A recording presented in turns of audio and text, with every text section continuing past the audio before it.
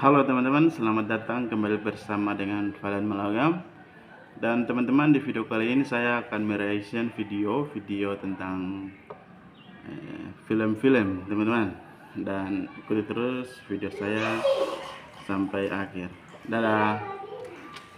Oke teman-teman, selamat datang di channel YouTube Valen Malagam. Dan teman-teman, di video kali ini saya mau nonton film atau alur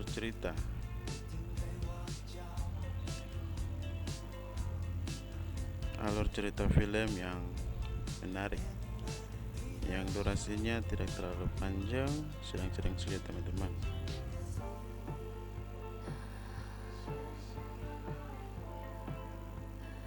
Ini juga bagus teman-teman, kalau teman-teman sudah pernah nonton film apa, game good, film apa, God War, The Rock atau Dwayne Johnson.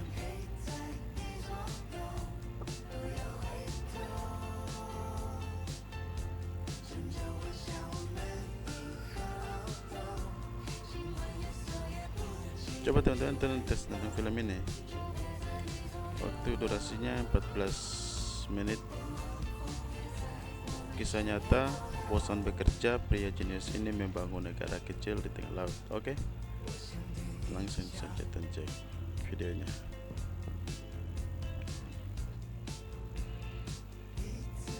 Let me respawn in Rome, please. Yes!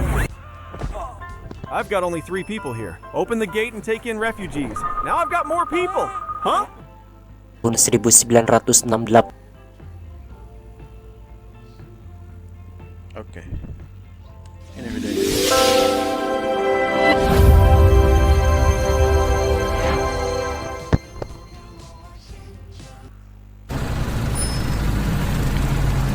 Cerita berlatar belakang pada tahun 1968 di Bologna, Italia, dengan memperlihatkan beberapa orang yang telah berhasil menyelesaikan studinya untuk menjadi insinyur teknik. Yang mana saat itu mereka pun merayakan keberhasilan tersebut dengan cara mabuk bareng di sebuah bar kecil dan membuat sebuah permainan kecil, yaitu barang siapa yang kalah menghabiskan amer, maka dirinya harus mencium wanita yang tidak dikenalnya. Tak lama setelah itu kemudian seorang pria bernama Giorgio Rosa mengakui kekalahannya dan menghampiri seorang wanita yang diketahui bernama Gabriela. Dan di sana Rosa pun tidak bisa mencium wanita itu karena ternyata Gabriela adalah mantan kekasihnya 3 tahun yang lalu. Disebabkan hal itu, Rosa pun mengajak Gabriela duduk bersamanya sambil menceritakan apa yang telah dilakukannya akhir-akhir ini. What a coincidence running into each other. Dan dari sinilah dapat diketahui bahwa Gabriela kini tengah menjalani sebuah hubungan dengan pria yang bernama Carlos selama 3 tahun.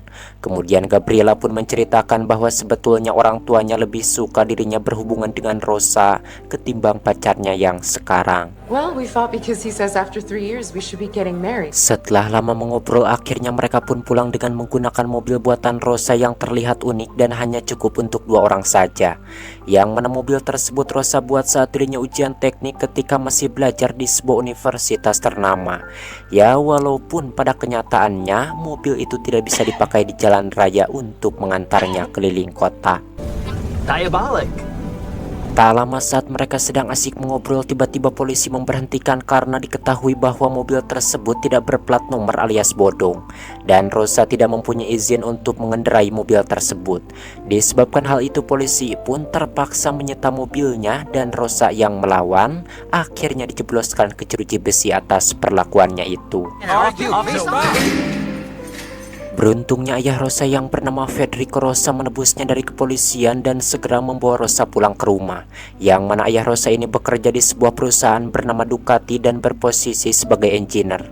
Dan dari sana ayahnya pun menunjukkan rancangan mobil Rosa kepada pimpinannya yang bernama Balistini hingga membuatnya terkesan dan ingin merekrutnya. Namun Rosa menolak karena dirinya ingin berdiri sendiri tanpa bantuan orang lain. Nazi criminal. Setelah itu kemudian Rosa pun kembali menemui Gabriela yang kini menjadi seorang dosen di sebuah universitas di sana. Lalu saat itu Rosa pun meminta maaf atas kejadian tadi malam dan mengajaknya kembali menjalin asmara. Namun tanpa disangka Gabriela menolak mentah-mentah karena jika dirinya bersama Rosa, masalah akan datang dan cita-citanya untuk menjadi seorang profesor akan hancur. Bye, Giorgio. Merasa sakit hati, Rosa pun memutuskan mengambil tawaran ayahnya untuk menjadi kru di sebuah tim balap Ducati. Dan di sana Rosa hanya mengerjakan pekerjaan-pekerjaan yang mudah seperti membawa papan tulis kecil untuk memberikan informasi kepada pembalap di arena. Namun saat itu matanya hanya berfokus pada sebuah billboard iklan yang menunjukkan sebuah anjungan minyak hingga tiba-tiba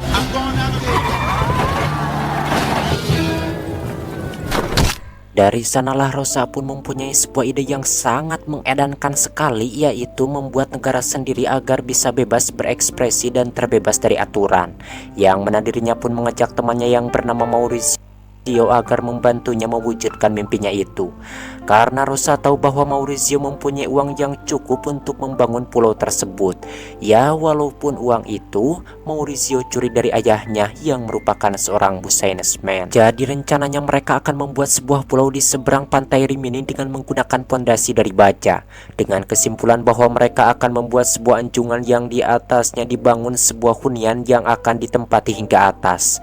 Oleh karena itu Rosa pun menyarankan bahwa mereka harus membuat pondasi pilar berongga agar baja tersebut kokoh untuk menahan beban. How'd you come up with all that? I usually steal from... These waters are international. Yeah. I know, but we need to unplug the...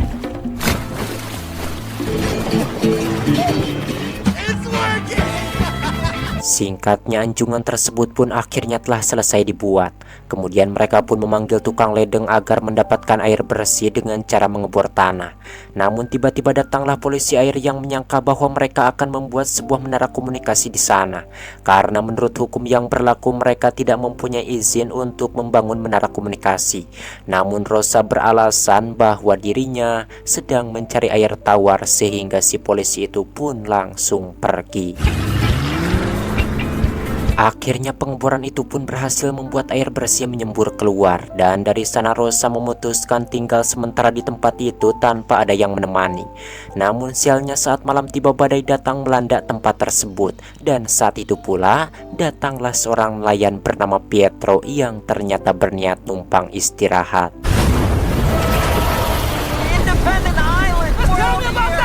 Sementara itu di tempat lain seorang pria berkebangsaan Jerman bernama Rudi Newman jenuh dengan pekerjaannya yang hanya sebagai seorang manajer di sebuah klub malam. Padahal semua pengunjung yang datang ke sana adalah berkat perjuangannya. Namun Rudi yang sudah merasa jenuh memutuskan pergi ke Pulau Rosa dan berharap dirinya bisa mengubah nasibnya. And why the hell did you do it? For the same reason. That's Pietro. He lives here. Then it isn't fair. We don't need to welcome everybody. Tanpa disangka ternyata kedatangan Rudi membuat perubahan yang sangat besar dan signifikan bagi perkembangan pulau. Yang mana dirinya adalah marketing terhebat karena telah mendatangkan beberapa pengunjung untuk menikmati suasana di sana. Disebabkan hal itu jelas saja mereka pun mendapatkan keuntungan dari setiap pengunjung yang datang. Di mana pulau yang mereka namai Pulau Rossi ini mendapatkan perhatian khusus dari jurnalis Italia karena banyaknya pengunjung yang terus berdatangan. Oleh karena itu seorang wanita bernama Franca memutuskan untuk datang ke Pulau Ros karena ternyata dirinya adalah mantan pacarnya Rudi. Kemudian Franca pun meminta agar dirinya bisa bekerja di sana. And you need a female bartender.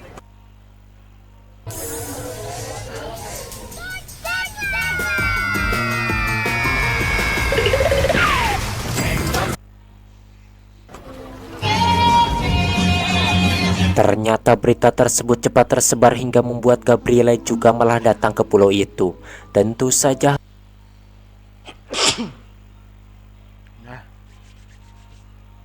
hal itu membuat Rosa merasa senang karena dengan kedatangan Gabriela dianggap sebagai kode bahwa dirinya telah berubah pikiran dan mau bersama dengannya lagi.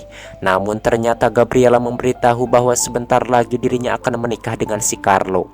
Mendengar itu tentunya hati Rosa pun sangat merasa hancur untuk yang kedua kalinya. You might have those things, but I just see people dancing.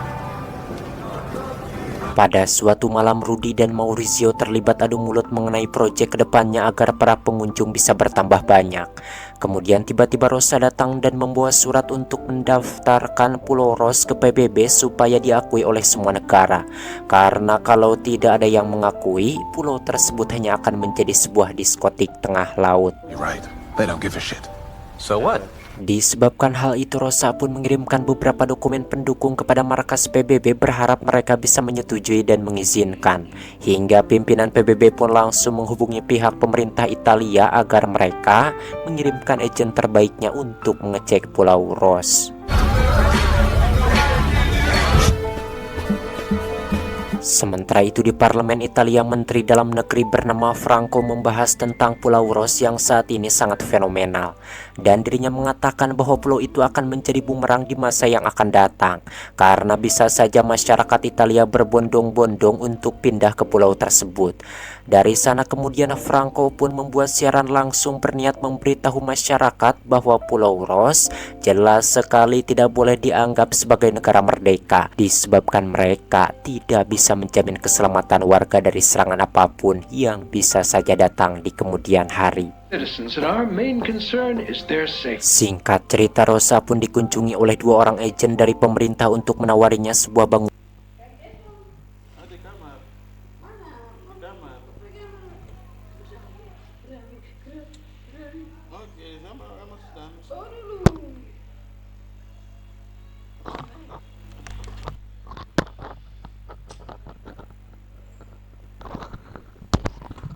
Bangunan di pinggir pantai yang nantinya akan mereka buatkan sebuah klub malam dan dibiayai oleh pemerintah asalkan Rosa mau meninggalkan Pulau Ros.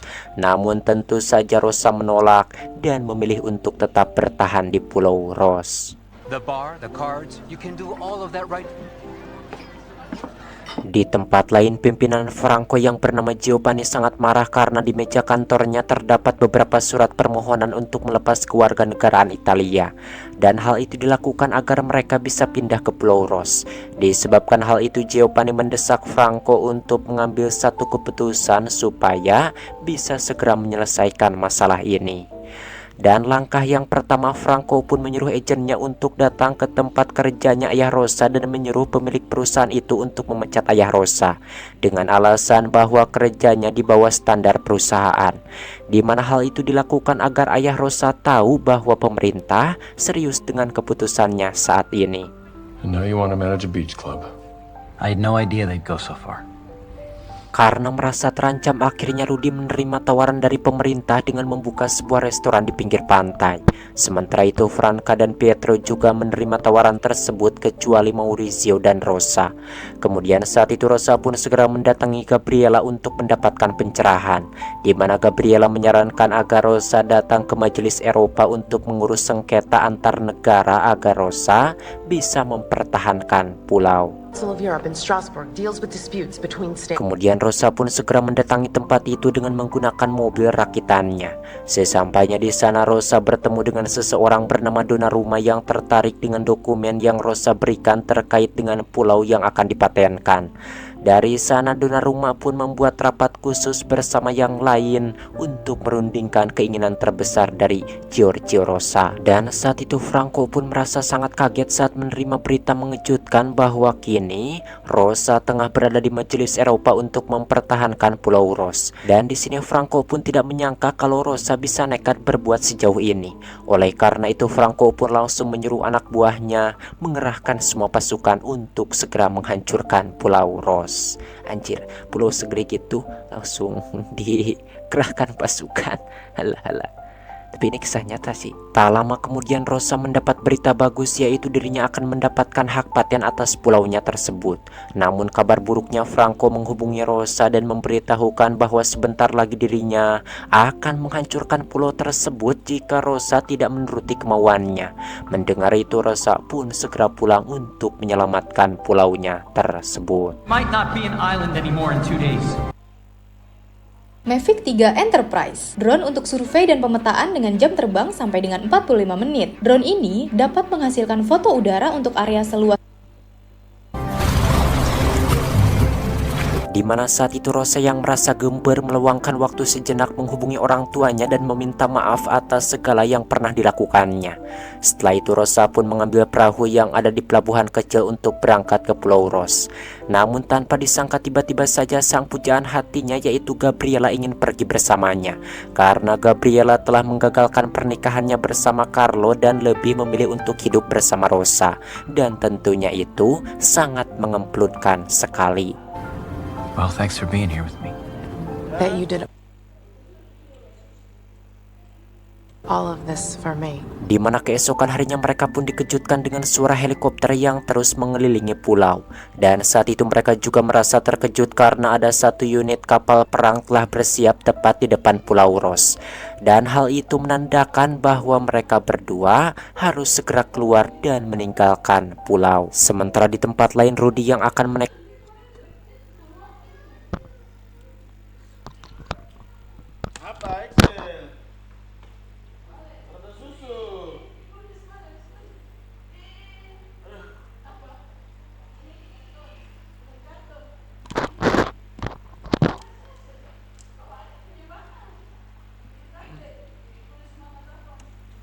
penyerahan sebuah bangunan untuk digunakannya nanti menjadi restoran merasa terganggu oleh suara mobil yang berdatangan, yang mana mereka itu datang untuk melihat Pulau Ros yang sebentar lagi akan dihancurkan oleh kapal perang. Disebabkan hal itu Rudy pun segera menemui Maurizio untuk menyelamatkan Rosa. But other boats? Maybe yes. Kemudian Maurizio pun pergi menggunakan speedboat untuk mencegah kapal tersebut menyerang Pulau Ros. Karena pihak militer tidak mungkin akan menyerang sebelum semua penghuni di pulau itu ditarik keluar. Dan saat mereka sedang berpegangan tangan, tiba-tiba tembakan meriam dari kapal tersebut menembak bagian kanan wilayah Pulau Ros. Namun keenam orang itu tetap bersikeras untuk mempertahankan Pulau Ros meskipun nyawa mereka menjadi taruhannya. Hingga Laksamana kembali mengirimkan tembakan peringatan yang tepat menembak sebuah perahu kecil. Dirasa proses ini akan menghabiskan waktu, akhirnya Laksamana pun mengirimkan perahu kecil untuk menjemput mereka agar segera meninggalkan Pulau Ros. Akhirnya Rosa pun menyerah dan mau menyerahkan pulau itu ke tangan pemerintah, karena jika dipaksakan itu akan berakibat fatal bagi mereka dan bagi pemerintah Italia. Dengan keputusan yang diinstruksikan, akhirnya pulau itu pun dibombardir supaya tidak ada lagi yang bisa mengunjunginya. Dengan kasus seperti ini, Majelis Eropa tidak bisa menudingkan sengketa lahan antara negara Italia dan Pulau Ros, karena perairan tersebut terdapat di luar perairan Eropa. Dan untuk mencegah hal yang serupa terjadi lagi, PBB memindahkan perairan internasional dari 6 menjadi 12 mil dari pesisir pantai di seluruh dunia. Dan masalah ini pun selesai, walaupun pada akhirnya Pulau Ros kini hanya tinggal sebuah kenangan. I never apologize. Or at least try to. Tomat ending yang sangat mengpulau roskan dan mengjur-jurosakan.